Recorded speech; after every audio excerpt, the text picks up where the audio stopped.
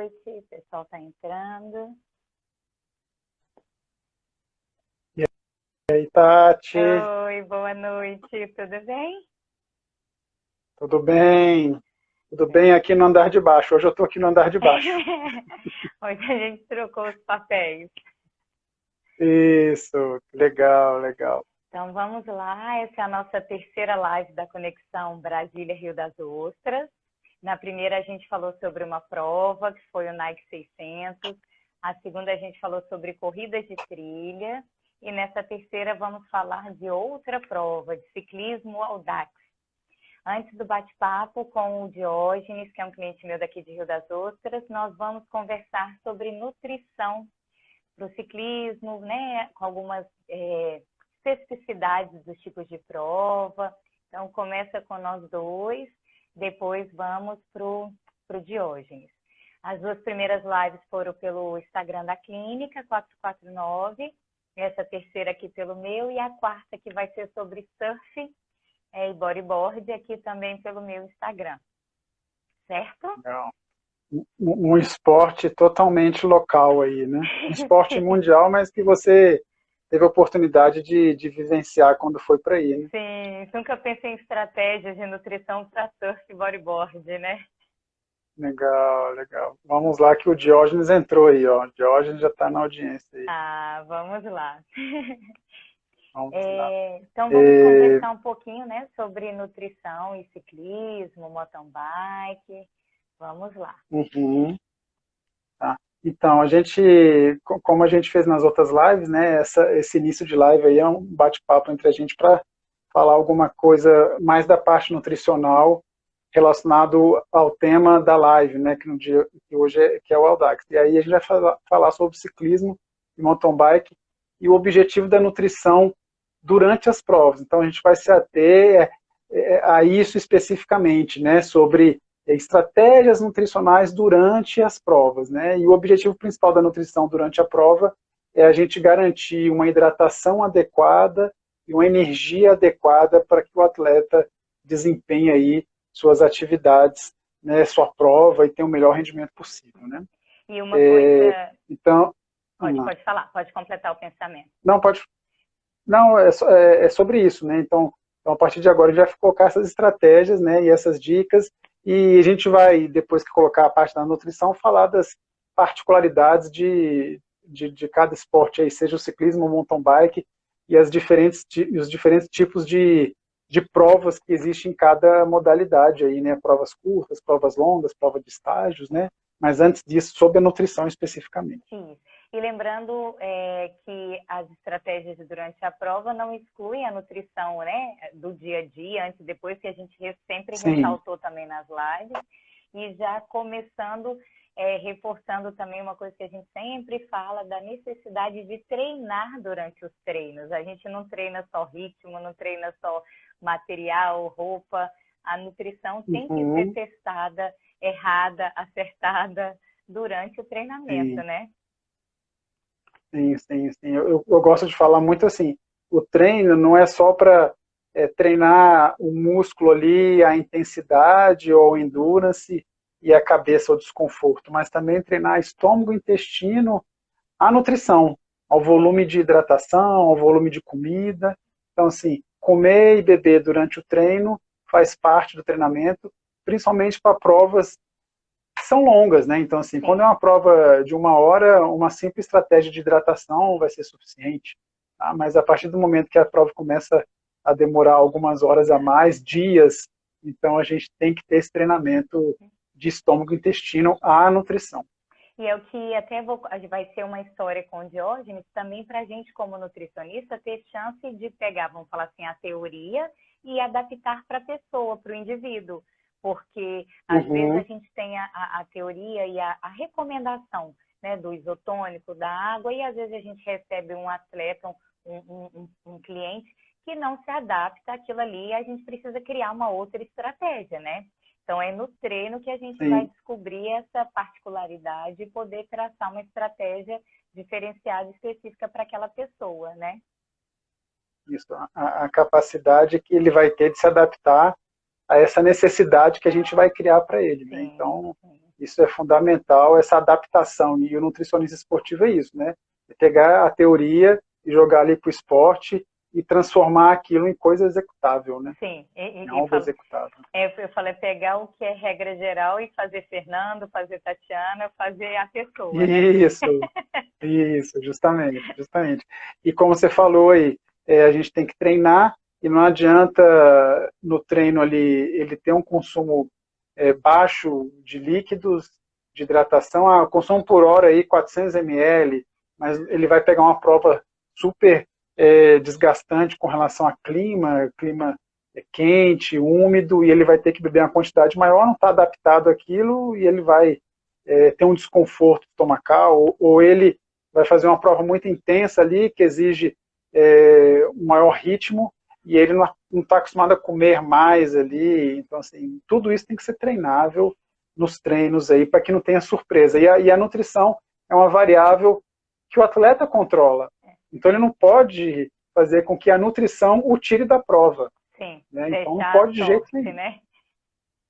Justamente. E só o que o Diógenes até comentou, a ideia aqui também, você já falou, de testar novidades nos treinos, né? De não inventar novidades nas provas, né? Nas provas. E também o que você estava falando, eu já cansei de ouvir em consultório, a pessoa fala assim, não, no treino eu como a cada X tempo. No dia da prova eu como no Y. Eu falo, você pedala no treino a X tempo e na prova no Y, né? Justamente. Então, de querer inventar, seja uma comida nova, seja um intervalo diferente de alimentação, né? Então, não dá. Tem que treinar o que será feito na prova. Então, vamos lá falar sobre a hidratação, especificamente sobre a alimentação, né? Que são os pontos principais aí para se manter a performance do atleta durante uma prova, durante um treino, né? Já que ele vai treinar isso aí. E a hidratação, Tati, a gente gosta muito de falar que é o que mais influencia a performance do atleta. Então, assim, na nossa experiência aí, nesses anos todo como nutricionista, a gente percebe isso, né? Que o atleta que não come, quando ele começa a comer, ele sente diferença, né? Beleza, na performance. Mas aquela pessoa que não tem um padrão de hidratação e começa a se hidratar melhor, a percepção de performance é bem maior. Sabe? Nossa, eu bebia tão pouco, né? Então, a hidratação promove uma queda rápida, a desidratação, né? Promove uma queda rápida e perceptível na performance. Então, esse é o principal cuidado que se deve ter aí quando a gente fala em estratégia nutricional durante a atividade física. E é importante a gente perceber, porque assim, eu vejo quando eu atendo algumas pessoas aqui, que aqui a gente, mais calor, a gente sua e Brasília a gente sua, mas a gente não sente suar, né? Assim, evapora. Porque evapora. Né? E aqui, às vezes, a pessoa fala, mas eu consigo não beber, ou eu consigo sair com uma garrafinha só. Aí eu falo, consegue, mas pode ser melhor, o desgaste pode ser menor, o estresse do seu corpo pode ser menor. Então, não é por conseguir, ou às vezes, tapear a sede com pequenos golinhos que a hidratação está adequada, né? Sim, com certeza. Então, assim, tem muito disso, né? Não, eu consigo chegar ao final. E aí, está chegando ao final com sede? Sim. Né? Quando você termina o treino ali, demora a urinar, né? A urina é mais escura, né? Então, todos são pontos que a gente avalia se o padrão de hidratação durante a atividade está correto. Né? E a gente tem que chegar num nível aí de hidratação adequado para que a pessoa tenha melhor desempenho. E a hidratação durante a atividade física, eu gosto muito de colocar o objetivo de manutenção da temperatura corporal. Né? Então, assim, o corpo em atividade a gente começa a produzir calor, esse calor tem que ser dissipado, né? E a gente dissipa esse calor pelo suor. Né? Então, o suor, quando evapora, que a gente consegue ter o resfriamento corporal. O problema é, aí no litoral, que o suor, para evaporar, é mais difícil. Sim, né? Então, assim, então, você sua muito mais. Então, o desgaste é muito maior na umidade, né, do que na seca. Então, na seca, o suor rapidamente evapora, a gente nem vê o suor, como você falou, e a gente consegue abaixar a temperatura. Agora aí não, o desgaste é muito maior. Então a preocupação da hidratação em clima úmido é maior, porque a gente não consegue evaporar na mesma rapidez que a gente evapora aqui na seca do cerrado. Né? E uma coisa também que desde o início vocês falavam, e eu uso como exemplo a questão a pessoa, mas eu preciso beber? Eu falo, você suou? Essa água saiu do seu sangue. O seu sangue está mais grosso e o seu coração está tendo que bombear com muito mais força para fazer aquele sangue circular. Isso. Um desgaste maior de frequência cardíaca, né? E para o próprio organismo também, né? Então, quando desidrata, tudo começa a ficar pior, né? Então, o sol começa a incomodar mais, a subida fica mais íngreme, né? Então, a intensidade, que era aquela intensidade que você está acostumado, começa a ficar mais difícil de ser mantida. Então, a hidratação, além de influenciar na performance, né? Pensando já numa prova de vários dias, ela também vai influenciar na recuperação. Então, se você se hidrata corretamente, o estresse do treino vai ser 3. Se você não se hidrata corretamente, o estresse do treino vai ser 5. Sim. Então, para se recuperar de um estresse 5, vai demorar mais tempo. Então, assim, não tem porquê ficar economizando em hidratação. Sim. Teve apenas um momento nesses 19 anos aí como nutricionista que eu tive que fazer a estratégia de economizar na hidratação, que foi quando eu acompanhei os Calunga, sim, naquela prova do Campeonato Mundial no Nordeste, que eles iam ter falta de água durante o percurso. Então, assim, ali sim tinha que ter uma restrição de água e era para treinar aqui em Brasília com no máximo 300 ml por hora, era para ter o desconforto da boca seca, de sentir sede, que não é o caso, né? Então, os esportes que a gente acompanha não são esportes que exigem que a pessoa passe por essa dificuldade de não ter hidratação. Sim, e tal. Então, são nas melhores condições possíveis, né? Isso, foi um caso específico. Uma pergunta que está passando aqui, que é interessante, que se hidratação somente em treinos longos, da Fernanda. Não, nos treinos longos ela se torna ainda mais importante, né? Mas a hidratação deve ocorrer também. Fala, a gente sai aqui às vezes para correr um solzão, às vezes meia hora, ou um pedal rápido, mas né, a hidratação é em qualquer momento de atividade física, academia, né? Qualquer momento, né? Sim. Se há, como você falou, se há a produção do suor ali, se você está suando, tem que se hidratar, né? Então não tem... E uma coisa é correr 40 minutos, 5 horas da manhã aqui em Brasília, outra coisa é correr 40 minutos às 10h30. Sim. Então, às vezes, eu vou correr às 10h30 ali, mas eu levo a água para tomar com 15, 20 minutos. E é outra percepção de conforto ao final dos 40 minutos de treino, quando é realizado às 10h30 da manhã. Sim, sim. Vamos para a alimentação. Lembrando que a hidratação, sempre que possível, né, eu sei que é difícil em algumas provas e alguns treinos, é manter a temperatura do líquido frio, né? Então, o líquido frio, ele esvazia mais rápido o estômago. Não gelado, frio, ele esvazia mais rápido. Então, por isso o uso de garrafinhas térmicas, por isso que eles dão em prova as bebidas frias, né? Como você falou aí, congelar a água, né, dentro de uma garrafa térmica. Então, de favorecer esses esvaziamentos estomacal mais rápido aí, líquido frio. Beleza. Vamos lá para a alimentação, Tá. Então, a alimentação vai ser basicamente fornecer ali a energia, o carboidrato que a gente precisa durante a atividade física. Então, assim, quanto mais intenso a atividade, maior a necessidade. Então, geralmente, aí a gente trabalha de 40 a 60 gramas por hora. Atletas de alto nível, a gente pode trabalhar de 80 a 100, mas aí o treinamento do estômago e intestino tem que ser bem cuidadoso para que ele se acostume a comer essa quantidade maior.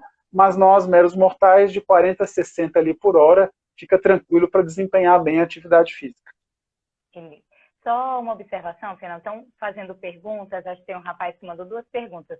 Algumas a gente não vai conseguir responder. Qualquer coisa, se depois quiser mandar no direct para mim ou para o Fernando, a gente responde. Só para gente, né? Estou vendo aqui. Né, assim, já está rolando algumas perguntas. Se a gente não conseguir passar, se quiserem depois mandar, né? A gente responde, né? E pode, caso sobre tempo lá no final com o Diógenes, aí você responde aí. Sim, também. Se conseguir anotar aí. Sim. Né?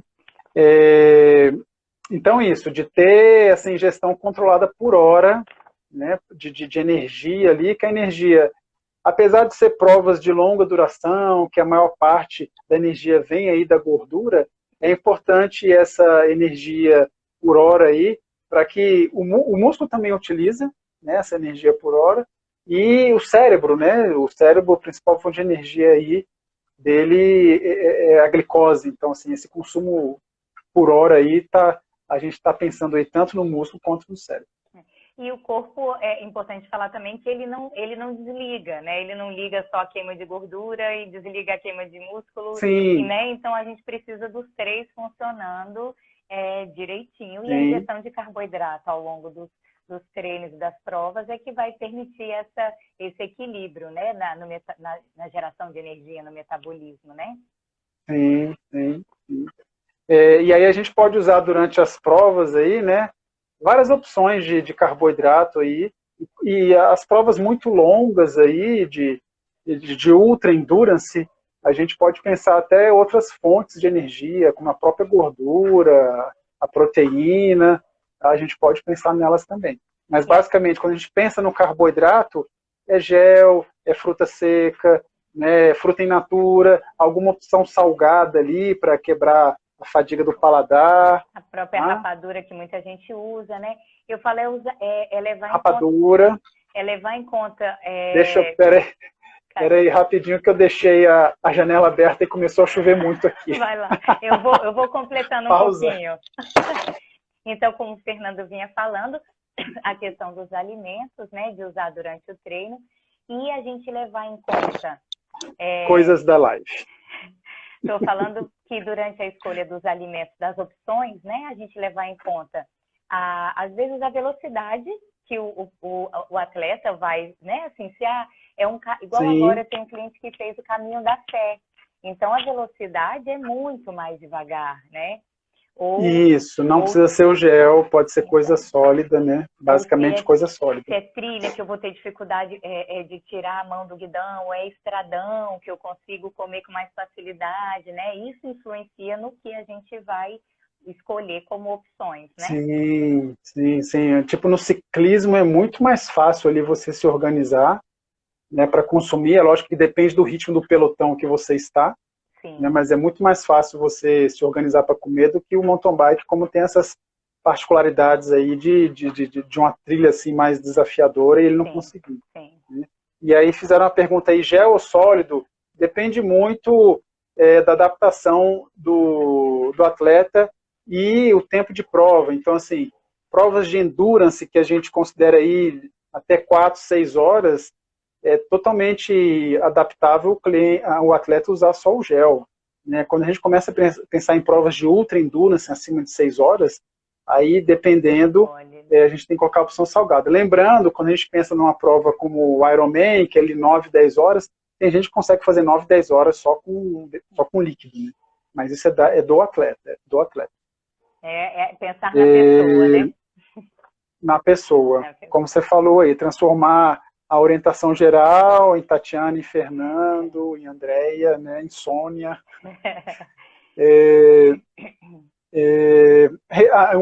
Só para a gente finalizar essa questão da alimentação, a questão da reposição de sódio, que muitas pessoas perguntam, né, assim, tem que repor o sódio, tem que repor o sódio. Geralmente o sódio é reposto aí em ambiente em que há um desgaste muito grande, a perda excessiva, ou quando o atleta tem essa já predisposição de ser um suador, né, como o Japa, o Renato falou aí, eu sou uma cachoeira suando, né, então a gente tem que pensar nessa reposição. Mas a questão do sódio foi sendo muito questionada nos últimos 5, 6 anos aí, porque toda a teoria foi construída por base a estudos feitos pela Gatorade, e a Gatorade ela vende repositor de sódio. Então, assim, começaram a questionar, como assim, que tem que tomar Gatorade para se hidratar e água? Não... Aí começaram a questionar, fizeram outros estudos sem o Gatorade e fizeram até em Ironman, lá da África do Sul, viram que as pessoas conseguiam terminar o Ironman bem, sem ter uma reposição extra de sódio, só com aquilo que consumiu durante a prova, sabe? E aí as pessoas falam, Fernando? Que tem sódio. Que tem sódio. Né? Se você pega uma fruta seca, sódio. Também, assim, a ingestão de sódio não se resume ao isotônico e à cápsula de sal. Tem o sódio dos alimentos, né? Tem sódio de outras fontes, né? Uhum. E aí as pessoas ficam perguntando se a cãibra ela é a falta de sódio, e aí começaram estudos que mostravam que cãibra esportiva, é lógico que se tiver desidratado com falta de sódio, vai ter. Mas o consumo de sódio não previne a cãibra. A cãibra esportiva tem mais uma relação da falha de comunicação do músculo-cérebro.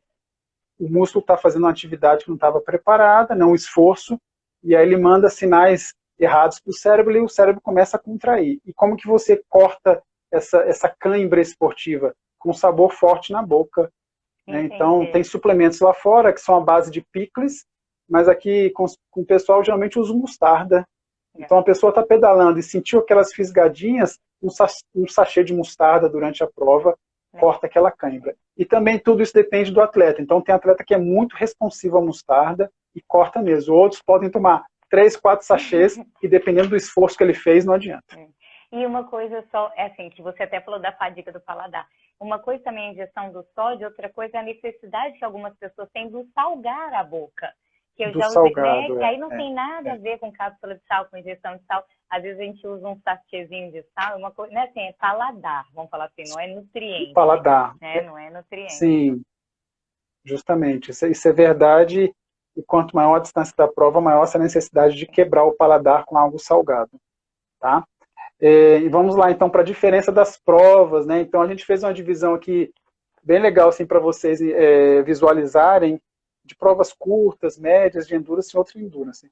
Até 2 horas de prova, geralmente o atleta consegue ser autossuficiente ali na sua nutrição.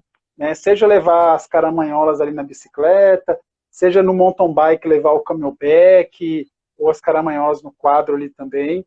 Mas passou de 2 horas, a gente tem que começar a pensar no suporte aí da organização. Tá? Então, esse é um grande diferencial. Então, quanto maior a distância aí do evento, de pensar na reposição com a ajuda da organização do evento. Tá? E aí, que o peso carregado não é peso ruim, né? Não é peso para te manter na estrada durante muito tempo. É peso para te manter na estrada durante muito tempo. Né? Então, vamos à divisão que a gente fez aqui, Tati. Então, seja no ciclismo ou no mountain bike, a gente tem provas curtas aí de 30 minutos a 1 hora. Né? Então, hoje mesmo eu conversei com o mountain bike, vai participar de uma prova daqui a 15 dias, e aquela categoria do mountain bike, XCC, né, que é um short track ali, 25 minutos. Então, é alta intensidade. Né? Então, nem leva a garrafa na bicicleta. Sim. Faz uma hidratação ali 2 minutos antes, né, da largada e pronto. E quando terminar, 25, super intenso, não tem nem que levar. Então, essas provas muito curtas, 25, 30 minutos, é nessa possibilidade de não levar, dependendo do ritmo do atleta. E tem prova de ciclismo de circuito ali de 40 minutos, de 1 hora, que aí uma garrafa de hidratação é suficiente. Dependendo do ritmo, a gente coloca alguma coisa de carboidrato ali, tá? Porque o carboidrato na boca dá aquele sinal para o cérebro que tem energia ali disponível. Né? Então, não necessariamente está dando ali para que seja utilizado, mas para dar aquele psicológico ali na performance do atleta. Isso. Né? As provas médias de até 2 horas, né? Então, teve as curtas, as médias de até 2 horas, que é hidratação e alimentação. E numa prova de 2 horas, a gente tenta simplificar a logística, colocando, se for comer alguma coisa, apenas o gel. Né? Sim, que é rapidinho. Assim, ainda é rapidinho, né? Isso. É rápido, 2 horas dá para, né? E aí vem as provas de endurance de 4 a 6 horas, aí a gente começa a pensar nos alimentos sólidos, né? Na fadiga, né? Do paladar, né? O salgado. Então, assim, isso é importante aí, seja ciclismo, seja mountain bike. E no mountain bike tem suas características de estar no meio do mato ali, da dificuldade de pegar ali e usar, então, de tentar pensar em estratégias e opções de comida que sejam práticas ali e que não ofereçam perigo para quando for comer. Se for levar paçoca, por exemplo, para levar a paçoca aberta, a bananinha aberta, né? Não é para tentar abrir o pacotinho lá na hora da atividade, não. E é o que eu falo, assim, no treino a gente vai descobrindo. Era uma pessoa que quando pedalava eu não tinha muita técnica, então eu já levava barrinha de cereal picotada para só fazer assim, né? Então eu falei, assim, no treino que a gente vai descobrindo a nossa capacidade e o domínio da bicicleta e dos alimentos, né? Justamente.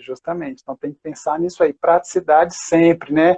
Esses eventos, seja de endurance ou outra endurance, não são eventos gastronômicos. Então, a pessoa não precisa levar uma variedade enorme de comida ali para, né, fazer a prova. Então, assim, tenta simplificar ao máximo aí o que vai ser utilizado.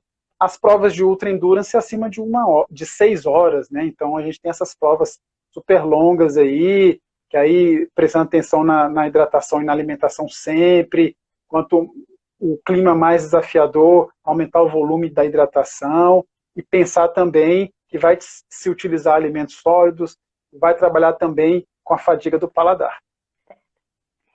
E aí caímos já na prova de mais dias, ou a gente pode até começar a pensar no Audax, 60 horas, 80 horas. Isso, que justamente. É meio trazer a nutrição também do dia a dia, porque você vai ter até refeições, Sim.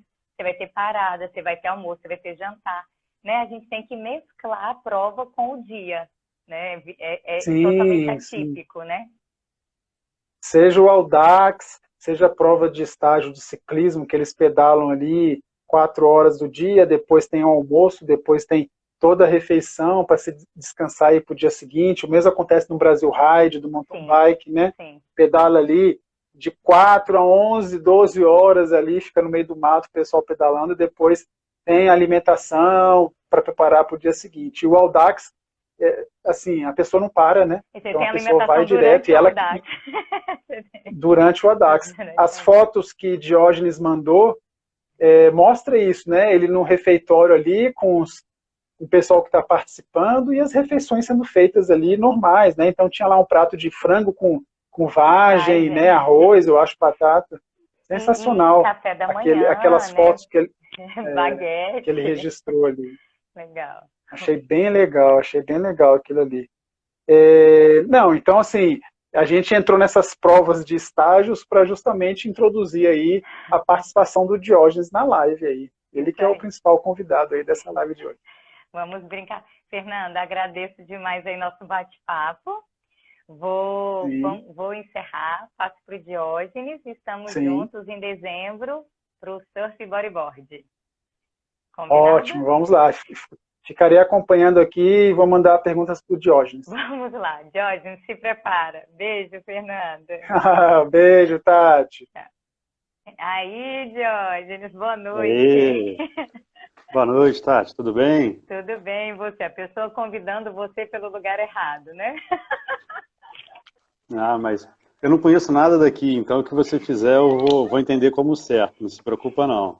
Vamos primeiro agradecer que você topou esse bate-papo com a gente. Acho que você tem uma história bem interessante aí de ciclismo, de vida, de o esporte. Eu brinco que esporte, loucura e Diógenes, ciclismo, loucura e Diógenes andam juntos. Minha mulher que não escute isso. Diógenes, tive o prazer de conhecer quando eu vim aqui para Rio das Ostras, e você já fazia Audax, né?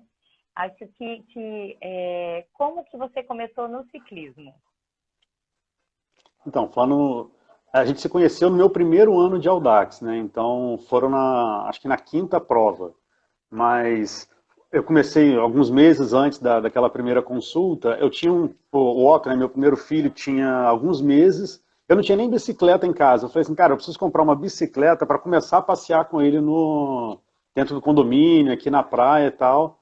Meio que para passeio. Aí pesquisando na internet uma bicicleta para comprar, eu descobri que tem a bicicleta do mountain bike, tem a Speed, e tinha uma tal bicicleta randoneira lá para cicloturismo, para provas de Audax. Aí eu meio que de tabela descobri um tipo de bicicleta e já a prova, e era mais ou menos na prova na época do Paris-Brest-Paris 2015.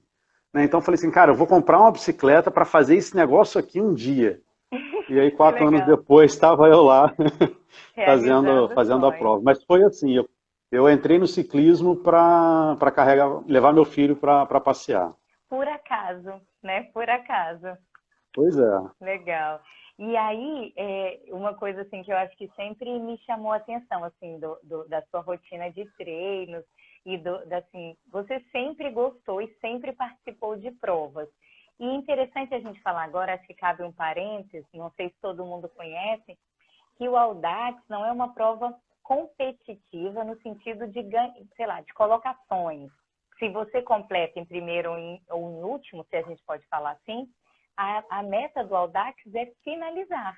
É uma competição, né, com a gente mesmo. E eu acho que você sempre participou dos Audax, não foi? Ou estou enganada? Uhum. Não, eu fiz uma vez o Iron Bike, mas para ter certeza de que era aquilo que eu não queria, né? Eu acho que desde o começo eu me identifiquei com as provas de Audax, exatamente pelo que você falou, é uma questão não competitiva, né? Então, as pessoas ali todas se ajudam durante a prova, né? Porque o objetivo é chegar todo mundo junto dentro do tempo, né? Então, não tem graça nenhuma você deixar alguém para trás sabendo que alguém pode estar precisando. A prova é longa, daqui a algumas horas o cara vai estar melhor, ele vai estar te passando bem da vida e você que vai estar precisando de ajuda, de uma companhia, de uma conversa. Então é natural dentro do pelotão as pessoas se ajudarem o tempo todo. Isso é bem legal. E Fernando acho que participou lá em Brasília a gente participou do Audax 200. O Fernando acho que foi em 2008 e eu participei em 2009. E realmente esse clima de grupo é muito forte na prova, né? Porque isso, você não importa se você vai passar, ninguém vai ganhar, todo mundo vai ganhar, ou né? Esse clima de todo mundo vai ganhar é muito legal, né? E assim, é longe demais para você chegar sozinho, né? É interessante você revezar um pouquinho ali na frente, cortando o vento, cada um se sacrifica um pouco, e aí o coletivo anda muito melhor do que isoladamente se cada um estivesse tentando vencer o vento, por exemplo. Né? Ou para espantar o sono. Cada um estivesse espantando o próprio sono sozinho, seria um martírio. E aí um ajudando o outro, as pessoas se levam até o final da prova. E é importante também a gente falar que o Audax é uma prova que normalmente você vai nas pistas abertas, né, nas rodovias abertas, Isso. Não é uma prova fechada, e também o grupo também te traz essa segurança. E uma coisa que eu achei legal, eu estava vendo a definição do Audax, me corrija se eu falar bobagem. Você precisa ir num veículo que o próprio ser humano seja o propulsor, né? E eu Isso, não precisa necessariamente ser uma bicicleta. Quando eu fiz Pode em 2009, aqui no Brasil é comum. O cara foi de patins. E todo mundo ficava na expectativa se ele ia completar. Aqui no Brasil, eu pelo menos nunca tinha visto, né? Que bom saber que tem gente que já tentou, não sei se conseguiu ou não. Não me lembro, mas não me lembro. Por definição é isso, é qualquer veículo de propulsão humana. E lá fora é mais comum, até no próprio Paris-Brest-Paris, a gente vê alguns veículos alternativos, né? Parecem uns carrinhos, né? Uns triciclos carenados, e que são muito mais eficientes que a bicicleta, inclusive, né? Eu fiquei impressionado. E isso abre portas também, porque eu me lembro que, por exemplo, acho que quando a gente fez em Brasília, tinha mountain bike speed. E, a minha amiga, a Lu, fez comigo em 2009, disse que ele completou assim de patins. Uau, massa! Legal.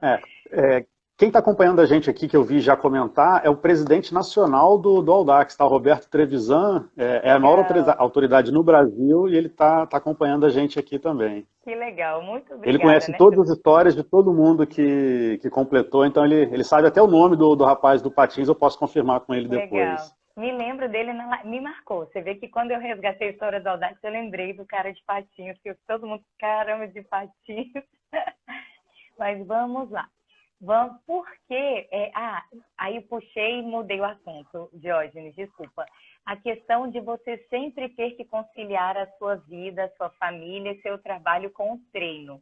Porque você dificilmente treinava como uma pessoa normal. É verdade? Até por ter os filhos pequenos na época, né, eu não podia me dar o luxo de, por exemplo, final de semana, que era a minha vez de dar um fôlego para a esposa, eu saí para treinar. E teria que ser treinos longos, né? Para o Audax não adianta fazer um treino de 15 minutos, de 20 minutos, um passeio na praia. Tinha que ser um longão de 8, 10 horas. Né? Então, a alternativa que eu encontrei para não afetar esse tempo com a família foi ir para o trabalho de bicicleta. Né? E como eu morava a 30 quilômetros do trabalho, um treino que eu fazia, uma ida ao trabalho por semana, ida e volta já dava 60 quilômetros. E aí, para ficar mais gostoso, às vezes a gente fazia um caminho maior, né, para dar 80, 100, 120, Legal.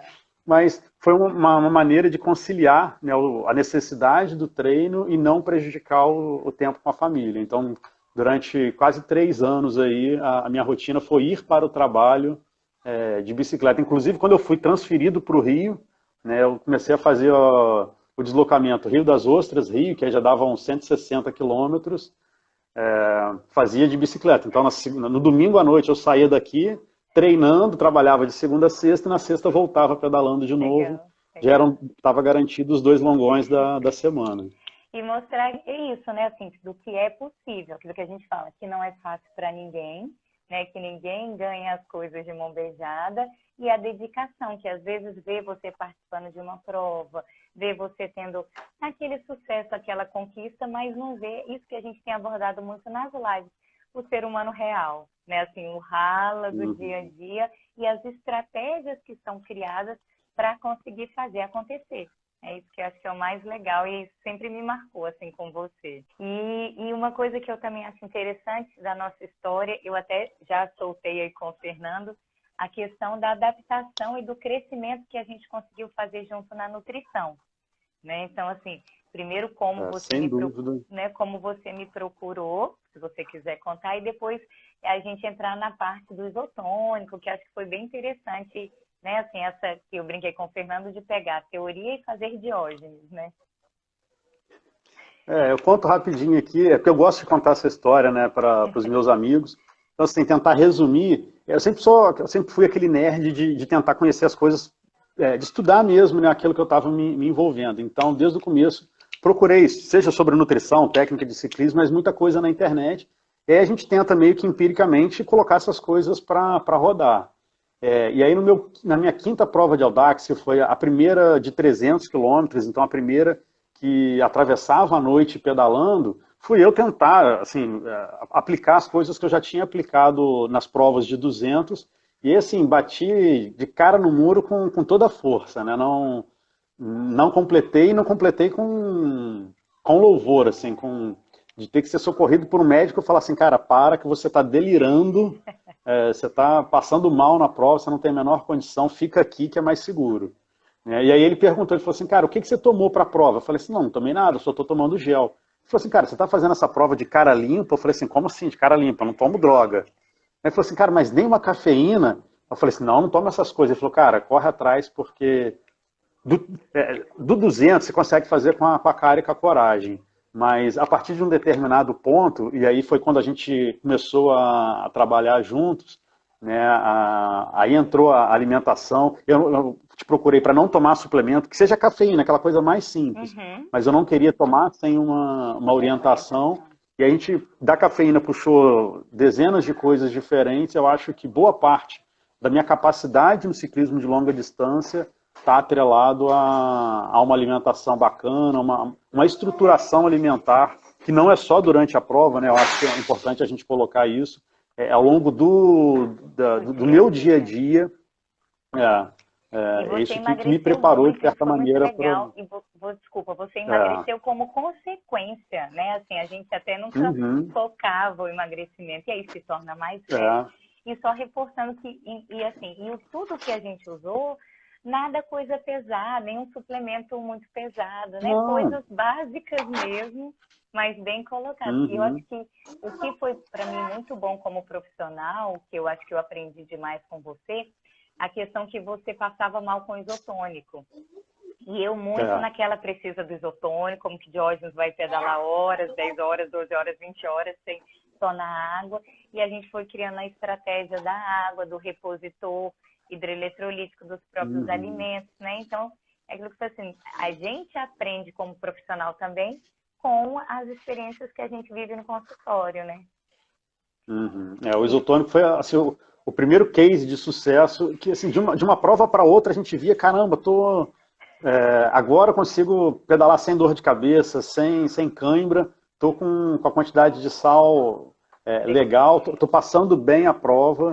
E reforço o que o Fernando falou da importância da hidratação, né? De você não percebia que estava desidratado, e quando a gente corrigiu a hidratação, a gente já deu um up, né? E aí, cronologicamente falando, aí a gente foi bem legal, que a gente fechou bem legal a nutrição, e você falou, vou para Paris, vou lá fazer o Audax, né? E aí, se você puder contar um pouquinho para a gente, que eu acho bem interessante, acho que muita gente aqui não sabe, e hoje a gente ainda reforçou a questão de você precisar seguir, né, assim, de percorrer as provas do Audax, que ninguém resolve participar de uma maior. Fala um pouquinho para a gente dessa lógica do Audax, por favor. Então vamos lá. O Audax, como a gente colocou no começo, é um desafio pessoal, né, de longa distância. E o meu objetivo maior é a gente completar um determinado percurso dentro de um tempo estabelecido. Né? Então, a primeira distância, a menor distância dentro do ciclo de provas é 200 quilômetros.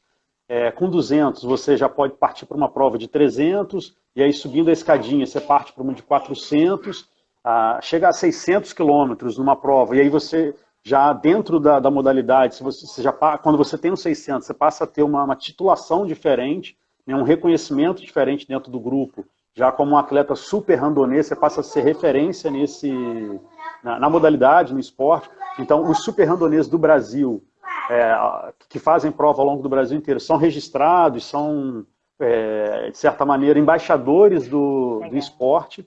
E aí o suprassumo a nível mundial, isso assim, é no Brasil, como é na Europa, na Ásia, em qualquer lugar que se pedale Audax. Como é que eu vou dizer? É uma federação única, com sede na França, que homologa as provas, a mesma regra que vale lá na França, vale aqui, vale no Japão, vale em qualquer lugar do mundo. Né? É uma modalidade mundial, unificada. E assim, o suprassumo da modalidade, meio que a Copa do Mundo do ciclismo amador é o Paris-Brest-Paris. Né? Então as pessoas que chegam à titulação de super randonnée, que tem até a prova de 600 quilômetros, ela pode tentar se inscrever, não são todos que conseguem, né? Ela se inscreve para esse desafio que acontece na França a cada 4 anos. Né? No ano passado eu tive a oportunidade e o privilégio de participar, junto com outros quase 7 mil atletas do mundo inteiro. E assim, cara, é uma Torre de Babel gostosa. Né? Eu, por exemplo, não completei os 1.200 quilômetros, mas isso é só um detalhe dentro da loucura, do prazer que é falar. Exatamente, o chegar lá, o participar daquela festa, daquele circo, já é o prazer de quem curte o Audax. Só te cortando rapidinho. O Guto entrou aqui, ele é um patinador que fez 200 e 300, então, né, parabéns, porque, poxa, pedalar já não é fácil. Uau, legal.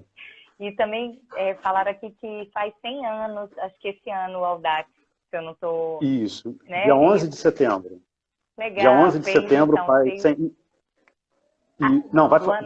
Perdão, 11 de setembro de 2021 é o centenário do primeiro Audax. Legal. E a gente vai organizar uma prova comemorativa, né, para essa data. Legal. Vai ter um evento mundial, todos os clubes fazendo prova ao mesmo tempo para comemorar esse centenário. Então, voltando, que eu acabei te cortando, desculpa. Então, conseguir estar presente no Paris-Brest-Paris já é uma vitória por conta de todos esses passos que você precisa dar para chegar lá. É isso? Exatamente. E conta um pouquinho para a gente agora, curiosidades da prova, a questão assim, desse clima Audax, né, de interação. Conta um pouquinho para a gente dessa sua experiência lá. Acho que é fantástico desde a largada, né? Teve um primeiro pelotão que tinha bastante brasileiros, eu não consegui me inscrever para esse pelotão, então desde o início eu já larguei, assim, era difícil conseguir falar português, né? Mas você encontra, cara, vai no inglês, vai do jeito que der, vai pelo gesto, porque tá todo mundo no mesmo clima, né? As pessoas se ajudam, todo mundo sabe o que precisa fazer, é um ir na roda do outro, é o revezamento, não é segredo para ninguém, mas assim, o gostoso de fazer amizade, né, de contar caso como é que é a modalidade no meu país, sei lá, um pouco da região. Logo na largada, por exemplo, eu encontrei eu estou andando atrás de um ciclista quietinho aí, pedi autorização, falei, olha, vou andar aqui atrás, quando você cansar, a gente reveza. Aí revezamos umas 3 vezes, aí eu falei assim, cara, vou, no mínimo, acho que é de bom tom eu perguntar o nome. Aí perguntei, o cara falou o nome dele, falou que era da Espanha. Eu falei, eu sou do Brasil. Aí ele falou assim, Diógenes do Brasil? Eu falei, Ele falou, você fez uma prova na Espanha ano passado. Eu falei, fiz. Ele falou, eu lembro. Eu falei, cara, tá Sendo mentindo, né? simpático. Aí ele falou assim, só que assim, pra mim, até o Brasil, tinha a bandeira do Brasil na minha bicicleta, eu falei, cara, esse cara tá puxando conversa. A hora que ele falou assim, eu lembro do seu e-mail, da empresa assim, assim, assado. Aí eu gelei, cara. Eu falei, como é que o cara lembra do e-mail da minha empresa? Eu falei, pô, aí ele falou, não, eu conversei contigo, você teve dificuldade de se inscrever na prova, disso. Eu sou o fulano de tal que conversei com você por e-mail. Eu falei, cara, legal, 7.000 pessoas legal. revezando roda e eu consegui encontrar um cara que eu tinha conversado de outro país. Pois é. Então, assim, Uma pergunta, pode o Fernando perguntar. está perguntando, essa que você falou assim, não consegui me inscrever para largar no pelotão dos brasileiros. Como que é essa questão da largada de pelotão, assim, não sei se entendi errado. Como que é a largada lá? Então, acho que boa pergunta do Fernando. Uma prova de 7.000 pessoas, não dá para largar todo mundo ao mesmo tempo. Imagina a confusão que não seria. Né? E até ao longo da prova, 7.000 pessoas chegando ao mesmo tempo num posto de controle. Imagina todo mundo chegar no estádio para fazer a refeição ao mesmo tempo. Então, eu não sei se chega a 24 horas de largada, mas a cada meia hora sai um pelotão de 300, 400 ciclistas, e aí forma um outro pelotão, faz o procedimento de largada, larga de novo um batalhão. Então, de meia em meia hora é descarregado ciclistas e mais ciclistas, só que durante o dia inteiro. Né? Então, eu fico imaginando para a população ali no entorno, vendo, né, aquele mar de gente de bicicleta passando. É lindo, cara. E isso é feito pela inscrição, por algo assim aleatório, essa questão do pelotão, ou é do número de inscrição que você, né, assim, dos atletas?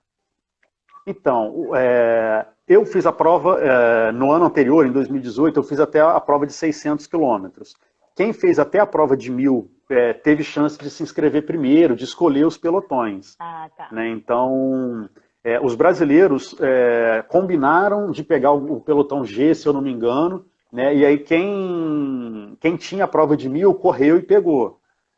Como eu estava só com a prova de 600, e no dia que eu fiz a inscrição já tinha passado um bom tempo, já não tinha mais vaga para esse pelotão. Entendi. Mas assim, é só para o começo. Com, sei lá, com 20 horas de prova, o cara que largou na frente já está lá atrás, um cara forte que largou atrás já está lá na frente, se mistura muito durante a prova. E desafios que você acha que te marcaram nessa prova, assim, se você fosse pontuar desafios que te marcaram lá em Paris? Sem dúvida nenhuma, a variação de temperatura. Né? A gente pegar aí em torno de 30 graus durante o dia, de você ficar só de bermuda e a camisetinha padrão Brasil, né? Luva com o dedo de fora, pedalar agradável, vendo o pessoal que não está tão acostumado com frio, um finlandês, por exemplo, da vida, passando sufoco, vermelho no sol, e aí, cara, quando chega na madrugada, a madrugada lá era em torno entre 3 e 8 da manhã, era um período tão frio, e aí eu, carioca, era a minha vez de sofrer. Né? Então, colocava todas as roupas que eu estava carregando, mais o protetor térmico por baixo da roupa, e ainda assim tá se tremendo de frio. Né? Então, a variação de temperatura, ela é maior no trecho que eu não consegui chegar, entre 400 e 600, e aí depois voltando, né, dos 600 a 800, o pessoal comentou que é mais pesado do que o que eu cheguei a pegar no trecho inicial. Mas qualquer lugar do mundo é melhor do que a nossa região dos lagos aqui, que é plano, né? A gente brinca que a nossa altimetria é o vento, né? Que não tem em outro lugar. Se você parar, é como numa subida, se você parar de pedalar contra o vento, a bicicleta vai parar. Então, o nosso vento é a altimetria. Mas eu compararia Paris-Brest-Paris com o relevo de São Paulo. Né? Que assim, você tem alguns trechos de reta, mas boa parte do tempo você está subindo ou descendo E entre os pontos de controle, Diógenes, você precisa ser autossuficiente lá. Então, também não dá para carregar muita coisa de roupa disso, né? Para o frio. O conceito da prova, todo Audax em qualquer lugar, é você não poder ter apoio de um carro, que a gente vê, por exemplo, no Tour de France, essas provas que passam na televisão, que vai um carro da equipe atrás levando tudo que o cara pode precisar, da alimentação, a vestuário, a um mecânico. No Audax não tem isso. Né? Então, a gente leva... assim, é meio que um sacrifício. Você leva alguma coisa na prova, que pode, na bicicleta, que pode precisar, mas se você levar coisa demais, aquilo passa a ser peso e te prejudicar. Né? Então eu levei um pneu reserva, eu tinha 5 ou 6 câmaras de ar, né? Mas não tinha, por exemplo, 3 ou 4 mudas de roupa. Você escolhe Talvez o que você quer carregar. Você escolhe o que isso, você quer. com a sua experiência, com a sua expectativa. Talvez eu tenha falhado um pouco no que eu tinha escolha. disponível para passar o frio. E não foi a primeira vez. Você pedalou Eu já passei outros sufocos de frio. Pedalou quantas horas e chegou a fazer quantas horas sem dormir? Que estratégia você pensou de sono? Eu fui até o quilômetro 400 sem dormir. Eu durmo power, mesmo aqui no Brasil, eu não sou daquele perfil que pedala rápido para guardar tempo e tirar um sono longo. A minha estratégia, como eu sou de final de pelotão, né, eu não tenho muito tempo para dormir. Eu ando mais devagar, mas eu já me acostumei a fazer, a gente chama de power nap, que são sonos de 15 minutos. Do ponto de vista médico, não sei se fisiológico, não sei se é suficiente ou não, mas é como eu estou habituado. E esses 15 minutos meio que me dá uma capacidade de seguir. Por exemplo, eu já fiz várias provas de 600 quilômetros sem tirar um sono de mais de 1 hora. Ou mais de meia hora, talvez. 600 e lá eu mais ou fiz menos isso. Quantas horas? Só para quem não tem noção. 600 quilômetros, 40 horas. 40 horas. Tá. Dá 2 noites. São normalmente 2 noites e 2 dias. E o Patins, o cara do Guto do Patins, está perguntando, eu acho que em Paris não. A questão da solidão, que ele falou que sentiu muito sozinho numa viagem que ele fez. Aí eu acho talvez que Paris nem tanto, mas Brasil talvez mais real essa questão da solidão. Cara, Paris não tem como você pedalar sozinho, né? Porque 7 mil pessoas ao longo da prova, tem gente indo já tem gente voltando no outro sentido. Você não fica sozinho nem quando abandona. Porque é tanta gente abandonando que nos pontos de controle é gente demais, cara. É bacana de ver. Mas o que o Guto falou é muito normal aqui, principalmente nas provas de maiores, né? De 400, de 600 quilômetros. Cara, a distância entre um ciclista e outro chega de ser de 3, 4 horas. Né? Para sua frente, daqui a 3 horas vai ter alguém, e se você quebrar, esperar o próximo, vai chegar alguém daqui a 3 horas. Esse espaçamento é muito comum. Né? Ali na região do Açu, eu já passei, por exemplo, 4 horas sem ver um ponto de luz. Não tinha ali não tem nada, naquela região do Porto, não tinha uma casa, um poste, cara, era eu, a faixinha e a escuridão, não tinha mais nada. Durante as 4 horas que eu atravessei um trecho. Além da parte física, acho que a gente pode dizer que o Audax é 50% físico e 50% mental. Se eu posso botar algum percentual. Para falar que os dois têm que estar bom. Não adianta você ter o físico e não ter o mental. Estou falando bobagem? A gente brinca muito com esses percentuais, mas acho que você foi muito otimista. O mental é muito maior, Tati. Sei lá, a maioria das vezes quem derruba a gente é o mental. Porque a gente não precisa de tanta técnica. Né? A gente precisa sentar em cima da bicicleta, é chá de cilinha, pedalar, pedalar, pedalar, pedalar. O equipamento em si precisa ser resistente, mas ele não precisa ser leve, ele não precisa ser moderno. Entendeu? As bicicletas normalmente são simples, são até pesadas. A gente não tem aquelas bicicletas de carbono, aquelas coisas ultramodernas. Então, assim, o corpo tem que aguentar, então a alimentação tem que estar legal, a saúde tem que estar legal, e a cabeça tem que estar... Mais que legal. Tem que estar muito firme, cara. Porque se você estiver pensando, qualquer barulhinho na bicicleta depois de 40 horas pedalando, cara, qualquer barulhinho é suficiente para se intiminar, você não vai conseguir terminar, isso vai dar problema lá na frente, então para aqui de uma vez... O mental, eu coloco aí 70%, 80% numa prova longa, eu colocaria um percentual maior aí. Também, E igual você falou, teve uma vez que você teve uma assadura, né? E aí você já, meu Deus, tô com dor. Peraí, deixa o Diógenes voltar. Enquanto ele reconecta. Eu tive uma experiência de conversar com ele, que teve uma vez que eu acho que ele abandonou a prova, ele estava super bem fisicamente, e aí é muito tempo sentado no selim, ele teve uma assadura, e a dor e o machucado, que acabou tirando ele da prova. Acho que foi uma prova até quando ele estava se preparando para ir para o Audax Paris, né? Então, acho que além da nutrição, além do físico e da cabeça, é saber lidar com os desconfortos, né? Porque são muitas horas, né? Ficar, seja qual o gusto do patins, mas a bicicleta não é uma posição confortável, né? E eu acho que depois de um tempo, deixa eu convidá-lo de novo, que eu estou dando aqui, só um minutinho, pessoal, preciso convidá-lo de novo. Desculpem. Então, da gente conseguir lidar também com essa questão dos desconfortos físicos, né? Posição de coluna, tá falando assim, a pomada de assadura para não deixar assar. Desculpa, Joyce, esqueci de te convidar de novo. Estava falando daquela prova que você acabou saindo por uma questão de assadura. Então, assim, a questão também da cabeça de você aceitar alguns desconfortos de posição, de dor, que não são muitas horas na mesma posição, né? Uhum. Foi numa prova de 600. Foi preparando durante para a prova Paris, de não 600, foi? Durante a prova de 600, que foi a que me classificou para a inscrição, né, a de 2018. Eu fiquei muito assado e aí uma semana depois eu largava para a prova de 1000. Então não teve tempo de cicatrizar. Eu fui numa dermatologista, falei, cara, eu preciso recuperar isso aqui o mais rápido possível.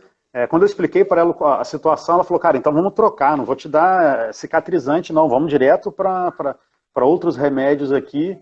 E aí eu larguei para a prova de 1000 uma semana depois, mas aí abandonei com uns 600, 700 quilômetros por conta da assadura. Já estava com febre, aí parei num posto médico, o cara falou, cara, esse negócio já... tá feio demais a situação para... Mas eu acho que as falhas durante os insucessos, não vou dizer falha, mas os insucessos na prova, os abandonos, são interessantes, porque eu acho que é quando a gente mais aprende. Né? Seja, por exemplo, aquela minha primeira lá que eu desisti por conta da falta da cafeína.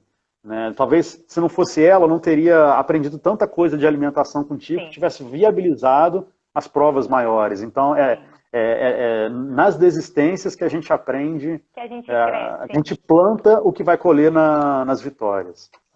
E só uma coisa que eu acho que tem que ser falada, que eu brinquei aqui, Diógenes e loucura são sinônimos, o seu desafio indoor, que você foi, que aí pós-Paris, você falou que iria dar um tempo, um pouco por conta da família, assim, da logística de vida, nos treinos são longos, mas aí, não satisfeito, você resolveu fazer um desafio indoor. Acho que juntou um pouquinho da pandemia, né? Acho que assim, a preparação para o Paris-Brest, mesmo tentando priorizar a família, ainda assim sacrifica muito. Muita viagem, né? Eu fiz prova em vários lugares diferentes. Então, combinei com a esposa, olha, depois do Paris-Brest eu vou tirar um período sabático aqui, vou parar de pedalar. E aí, meio que de certa forma, também veio a pandemia. Né? Então, ninguém está pedalando na rua. Aí meio que eu juntei o útil ao agradável. Eu vou pedalar dentro de casa, literalmente dentro de casa, na companhia da família, mas não vou deixar de fazer as provas. Aí um clube lá de Goiás, que é até perto lá do Fernando, né, lançou uns desafios equivalentes ao Audax, né, no mesmo formato assim, de tempo, de posto de controle. Ele só não tem o valor, a homologação lá na França, igual às provas de Audax oficiais, né, mas ele lançou os desafios de 200, de 300, de 400 quilômetros sucessivos, como são as provas de Audax. Eu tive o privilégio, aí no indoor eu consegui ir até a prova de 1000 quilômetros. E finalizou em quantas horas o 1.200 indoor? Não, aí foi 1000. Não teve o 1.200. Tem um 1.600, mas que ninguém tentou. Ninguém tentou ainda. Acho que que eu tenha conhecimento no Brasil, só eu e o Thiago que fizemos a prova de 1000 indoor. Né? Então, no rolo? Você fez no rolo? No rolo, isso. Parado, só assistindo televisão e o ventilador na frente, porque sua muito. Né? Então, foram 40 horas, mais ou menos, pedalando em cima do rolo da bicicleta. Você fez direto? Não, fez com paradas? Fiz com algumas paradas. A vantagem de pedalar em casa, você pode tomar um banho, por exemplo, botar uma roupa limpa, enquanto a roupa seca para colocar, a bermuda está secando para colocar de novo no próximo banho. Legal. Pedalar em casa tem suas vantagens. Acho que nem se compara a dificuldade de pedalar na rua. Você tem mais variáveis controláveis, que a gente fala, né? Em casa você consegue... Fernando perguntou para mim, Diógenes pedalou 40 horas, com alguns pequenos intervalos, para somar os 1.000 quilômetros indoor. Falei certo? Isso, falou. Mas assim, o grande desafio do Audax é o mental. E o mental no rolo não deixa de ser diferente. Então, muito! Por isso, para mim, não tem menos difícil, Diógenes. A minha maior identificação com essa maratona em cima do rolo era justamente o mental. Era eu dormir em cima do rolo, a família foi dormir, eu estava ali pedalando. O pessoal acordou no dia seguinte, eu estava pedalando. Eles foram dormir de novo, eu ainda estava pedalando. Eles acordaram, eu ainda estava pedalando. E isso a gente se identifica, seja indoor ou outdoor, né? Foi por isso que eu gostei tanto das provas no rolo. Diógenes, pelo meu controle de tempo, daqui a algum tempo, a live vai avisar, mas daqui a pouco eu acho que a gente está chegando ao fim da live. Você quer voltar para a gente falar um pouquinho da questão de organização do Audax? O que você acha? Eu queria contar um casozinho do Paris-Brest, já que a chamada foi sobre o Paris-Brest, acho que tem uma coisa muito interessante, e o tema é alimentação, eu queria compartilhar com vocês. Imagina, lá tem gente do mundo inteiro. Eu mandei para você algumas fotos da minha alimentação, mas imagina que num posto de controle daquele, tem que ter alimentação que o asiático conhece, que o indiano conhece, que o europeu, por exemplo, está acostumado, que o americano... Então, eu mandei fotos só da minha alimentação, mas tinha, assim, do hambúrguer a uma salada toda colorida, sabe? Aquela salada marroquina. E eu ficava com vontade de comer aquelas coisas. Quando eu viajo para fora, uma das coisas que eu curto muito é experimentar comida nova, né? Mas uma das maiores agonias no Paris-Brest era não poder provar aquele tipo de coisa. Porque eu imaginava, cara, isso é a pimenta. Tinha coisa que eu falava, gente, isso é um ovo, isso... Eu não sei nem o que é isso, e dava vontade de comer, mas eu não vou arriscar durante uma prova, né? Então, mas assim, era um verdadeiro tour gastronômico, um ponto de controle, e a gente não pode curtir, né? Então, gostaria de voltar... perdão. Não, estão pedindo para a gente voltar. Então, vamos conversando. Quando a live cair, eu reinicio e te chamo de novo. Então, beleza, tranquilo. Realmente, quantas nacionalidades não tem participando da prova, né? Então, cara, é de um vegano, é alguém que não come carne vermelha, por exemplo, pelo respeito lá à vaca. Tem de tudo, né? Então...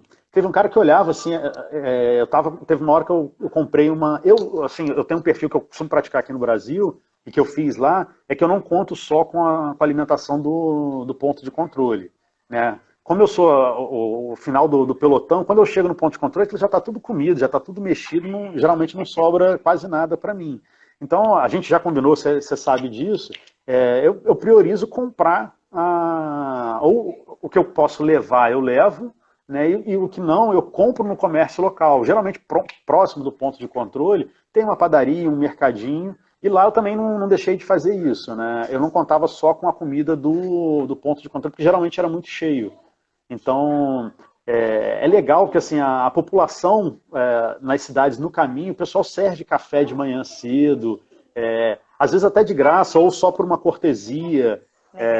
Então, você tem alimentação fora da oficial da prova, né? E eu priorizava muito mais isso, separar no quintal de alguém para tomar um suco de, sei lá de quê, acho que era de acerola, alguma coisa parecida com não era acerola, mas o gosto era parecido com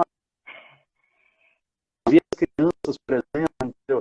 Uma menininha, Condice, a gente, Candice aqui, né?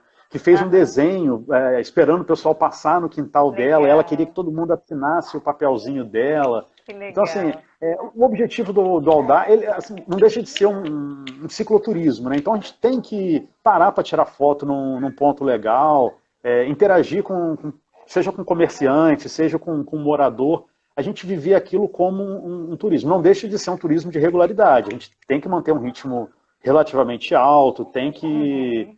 não deixa de ser não deixa de ser um desafio.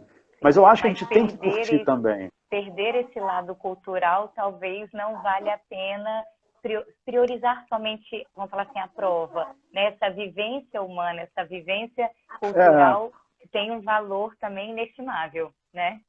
Uma das coisas que me conforta de ter desistido, de ter perdido o 1.200, é que eu fiz uma experiência ciclística maravilhosa. Né? Depois que eu tirei aquele peso do ombro de ter que completar a prova dentro do tempo, cara, na maioria das vezes eu até rendia mais pedalando num ritmo melhor, porque eu estava literalmente relaxado, estava descansado, e aí parava, por exemplo, para tirar uma foto, para conversar com alguém, para, sei lá, para interagir, e isso me deixava mais tranquilo para pedalar. Né? Então, uma das coisas boas do Audax é isso. Não cortam mais a live depois de 1 hora, até porque a gente já passou de 1 hora. Agradeço a ajuda do Fernando, que eu demorei a marcar o tempo. Então, podemos continuar, porque antigamente caía com 1 hora e a gente precisava reiniciar. E eu ainda estava com isso na cabeça, mas já estão me avisando aqui que não corta mais. Então, a gente pode, já passamos de 1 hora aí. E aí perguntaram qual foi o momento mais difícil, ou a experiência mais difícil que você teve em Paris, na prova de Paris. Sem dúvida era o frio, cara. E assim, mesmo sabendo que ia passar frio lá, tentei levar as roupas que eu julguei necessário. Eu fiz uma preparação aqui, eu fiz questão de fazer a prova de 600 lá em Florianópolis, que seria uma prova fria pra gente aqui. Né? Eu fiz lá em junho, se eu não me engano.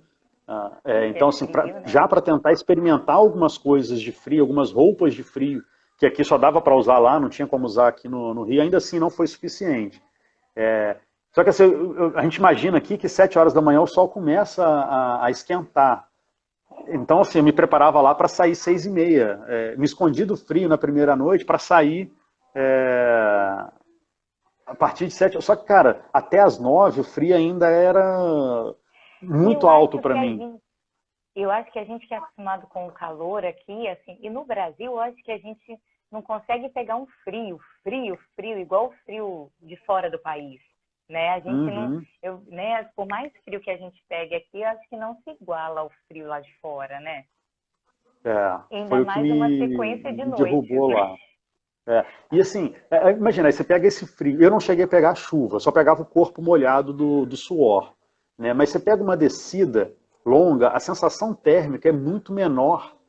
Né? Então, cara, eu terminava de descer batendo o queixo, me tremendo, custava conseguir esquentar o corpo de novo, e aí de tarde era assim um calor infernal. Isso me derrubou, né? A questão da extremos de temperatura, variação de calor temperatura. E frio.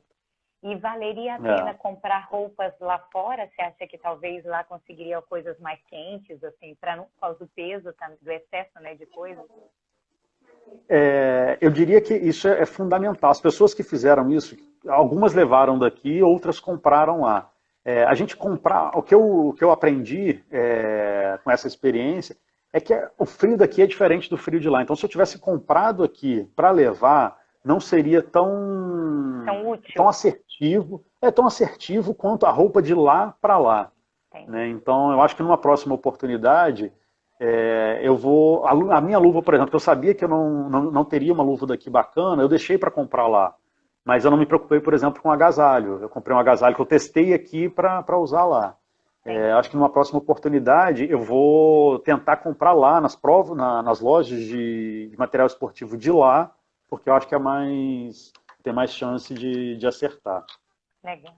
E fala um pouquinho, até para prestigiar também, a questão da organização das provas aqui, que agora no início você participava, agora você está organizando. Aquelas provas que eu até comentei com você, que o Audax também abraça quem ainda não está preparado para uma distância ainda grande. Se você puder falar um pouquinho. Então, eu me apaixonei pela modalidade desde que eu comecei a participar. E o clube que era o organizador aqui no estado do Rio perdeu a licença no ano passado, né? Deixou de estar homologado por essa federação francesa, né, que tem um representante aqui no Brasil e que homologa, que autoriza clubes locais, né, a fazer. E tinha um clube aqui no estado do Rio que organizava tradicionalmente as provas aqui para a gente, esse clube perdeu essa chancela brasileira e francesa de organizar as provas.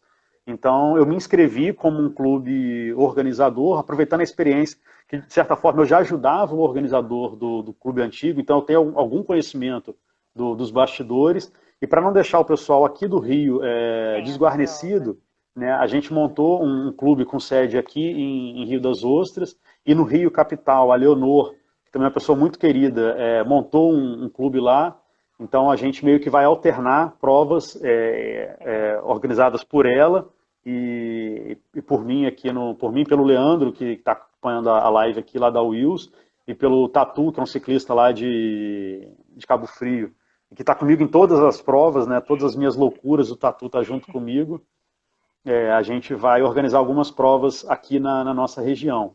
E para quem assim, nunca experimentou, nunca fez uma prova de longa distância, acha que não, 200 é muito, mas eu queria conhecer, queria ver como é que é essa dinâmica, essa questão de pontos de controle, equipamentos obrigatórios, essa questão da alimentação, o que não pode. Existem alguns eventos preliminares, assim, testes, né, de distâncias menores, 100, 120 quilômetros, que a gente chama de desafios. Ele acontece junto com as provas oficiais, né? Então você larga junto com o pessoal, você pedala junto com o pessoal, mas por uma distância menor. Você ganha medalha igual todo mundo, ele só não tem aquela homologação lá na França, né? aquela chancela francesa, que o mínimo é 200 quilômetros. Mas você já participa de todo... Legalmente falando, você não ganharia o brevet para o 400, por exemplo. Isso. Né? Mas você já participou daquela experiência, você já viu como é que funciona uma prova para entrar de fato na próxima oportunidade num evento oficial. Quer dizer, já é oficial, né? Mas valendo o registro na França. E é legal, porque eu só participei de uma, mas você fica extremamente orgulhoso da conquista, né? Isso não tem preço. Você carrega pro resto da vida. Já pedalei 200. Então, literalmente tatuado na pele, né? No dia eu terminei, no meu primeiro 600, né, quando eu conquistei a tal titulação Super Randonnée, eu terminei a prova no domingo, na segunda-feira eu fui numa loja de tatuagem, e na terça-feira eu voltei para tatuar. Eu não tinha nem recebido a medalha original, que vem da França.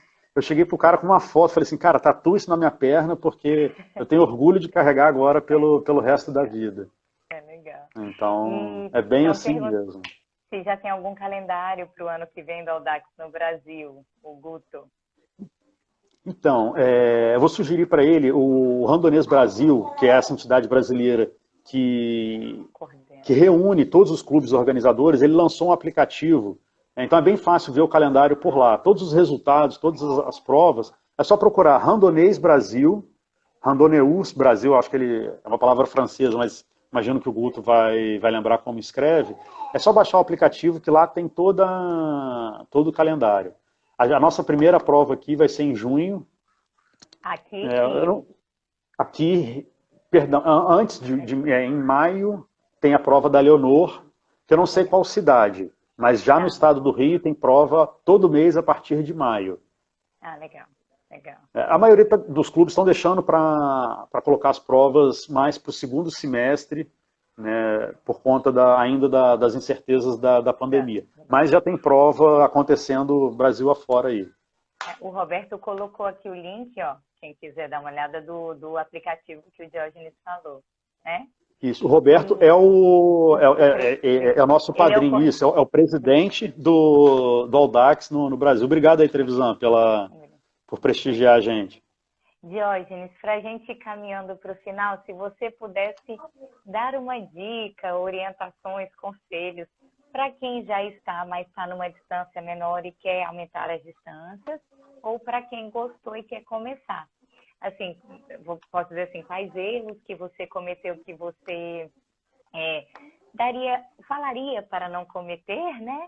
Ou se você procura orientação disso, faz... O que você deixaria aí de dicas para o pessoal? Falando um pouquinho de Audax, o grande desafio do Audax, eu acho que está dentro de nós mesmos, né? Então, eu acho que se conhecer, saber os próprios limites, eu acho que, assim, todo mundo tem um limite, então, durante o treino, a gente tenta chegar perto desse limite para conhecer e para empurrar ele cada vez para mais distante. Então, experimentem muito, treinem, arrisquem, busquem o seu próprio limite e busquem superar. Né? Eu acho que se conheçam e não se acomodem com os próprios limites. Quando eu fiz, pode um pouquinho a mais. Pode, exatamente. Eu fiquei todo orgulhoso no meu primeiro 200 e fiz vários 200. Falei, cara, e bati a cara no primeiro 300. Eu falei, cara, ali eu poderia ter parado e falado, cara, esse é meu limite, 200 já é mais do que a maioria dos meus amigos, mas não, vou tentar o 300. Aí depois do 300, cara, o 400 dá. E aí o 400 foi outro divisor de águas. Né? Eu acho que depois que você faz o 400, eu acho que é possível qualquer coisa. Para mim, pelo menos, e para muita gente que eu conheço, o 400 é o, assim, sei lá, o 200 você faz com a cara e com a coragem. O 300 você faz na raça. Assim, as pessoas com raça, com muita vontade, fazem o 300, mas o 400 não. O 400 você já tem que conhecer de navegação, de orientação, de autocontrole, entendeu? Seja para a questão do isolamento que o Guto falou, seja a questão da alimentação, da hidratação, do sono. O 400 já vai te exigir tudo. Se você consegue dominar o 400, eu acho que replicar. É mais chá de cilim para fazer 600, é mais chá de cilim para fazer 1.000, 1.200, mas se aplica aquilo por um tempo muito maior. Né? Legal. Mas assim, é possível. E assim, não depende de bicicleta. Eu, por exemplo, já tive a oportunidade de fazer o 200 km, aquela bicicletinha do Itaú, aquela laranjinha lá do Rio. Uma vez eu fiz uma prova com aquilo para mostrar que, cara, não precisa de uma bicicleta de 20 mil reais. Aluguei a bicicleta na largada, cheguei sem bicicleta. Aluguei na largada e falei, eu vou com essa daqui e acompanhando o pelotão, subindo o Alto da Boa Vista, o Parque Nacional da Tijuca lá no Rio. Eu fui, entendeu? Eu fiz o desafio, não foi a prova completa, né? Eu fiz aquela menor de 120 quilômetros. Mas fiz andando junto com o pessoal para mostrar que era possível pedalar com uma bicicleta simples. Então o desafio, cara, tá só dentro da gente mesmo. Não existe outro desafio, outro lugar ou outra pessoa que possa derrubar a gente. Muito legal. E é legal que isso dá força para as coisas da nossa vida, né, Diógenes? Isso dá força. Diógenes, vamos encerrando. Agradeço demais a sua ajuda, a sua participação, partilhar com a gente aí um pouquinho das suas experiências. Agradeço você e o pessoal aí que briga pelo esporte, né, de poder proporcionar a oportunidade de ter as provas aqui na região e para todo mundo. O pessoal de Brasília vem para cá fazer prova por aqui, né? Vem. E aí, se você quiser acrescentar mais alguma coisa? Não, só agradecer também. Eu acho que a oportunidade aí que você e o Fernando, né, lá de Brasília, me deram. Eu sou meio suspeito de falar, né, da nutrição esportiva, seja da Tatiana, seja, acho que de maneira geral, porque eu sou testemunha viva de que isso realmente funciona e faz diferença. Então, só agradecer aí a participação do pessoal com as perguntas. Acho que eu não consigo acompanhar, você já está meio treinado e consegue falar comigo e lendo. Homem, você sabe que é diferente, né? Ou eu olho para você, ou eu falo, ou eu leio. Então, desculpa se eu não consegui incluir as dúvidas do pessoal nos meus comentários aqui, mas espero encontrar com vocês aí, com algumas dessas pessoas, pedalando na rua, vai ser um prazer revê-los. Legal. Muito obrigada aí todo mundo que prestigiou. Obrigada, Fernando, aí por ter topado, né, essa conexão. Diógenes, mais uma vez, muito obrigada e uma ótima noite. Tchauzinho, beijão. Beijo. Allez, on commence. Dernier jour du concours des machines. Tous les fabricants réunis. Il y a de tout aujourd'hui. Il y a du beau vélo. Il y a du cycliste, de la cycliste. Hommes, femmes. Du français, de l'allemand, de l'étranger, de l'international. Même du japonais. Ils sont venus en masse les japonais. Allez, grand bois. Il y a même des gogos. Ils sont oranges les gogos. Mister Tsuchiya. Il y a les Victoires, il y a les Pétrus. Ils vont peut-être me faire tomber le caméraman.